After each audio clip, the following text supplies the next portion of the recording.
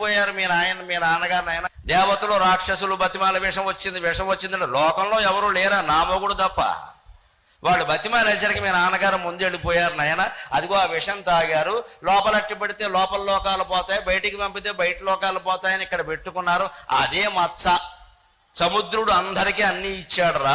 సముద్రుడు విష్ణుమూర్తికి లక్ష్మీదేవిని ఇచ్చాడు, దేవతలకు అప్సరసలను ఇచ్చాడు, ఆకాశానికి చంద్రుడిని ఇచ్చాడు, నా మొగుడికి విషం ఇచ్చాడు రా అని ఒళ్ళు మండి చెప్పింది. శివుడు వచ్చి పడుకున్నాడు. ఇక్కడ వినాయకుడిని కాసేపు చూసుకోండి, వీడు అసలే అర్ర చేస్తూ ఉంటాడు, చూసుకోండి వినాయకుడిని. ఈయన ఏదో సరదాగా ఆడుకుంటున్నాడు. తండ్రి గారు పడుకుని ఉన్నారు. ఈయన చూశాడు పైనుంచి కిందికి. తండ్రి అంతా తెల్లగా ఉన్నాడు, కంఠం దగ్గర నల్లగా ఉంది. అనుమానం వచ్చింది. అమ్మని అడిగాడు, అమ్మా నాన్నగారు మొత్తం తెల్లగా ఉన్నారు, కంఠం దగ్గర ఎందుకు నల్లగా ఉందంటే ఏం చెప్పమంటావమ్మా. అందుకని ఏం చెప్పమంటావు ఆయన చేదస్తపు మొగుడు చెబితే వెండ కొడితే ఏడుస్తాడు. ఎక్కడో విషం పుట్టిందట, క్షీరసాగర మథనం జరుగుతూ ఉంటే అది తాగడానికి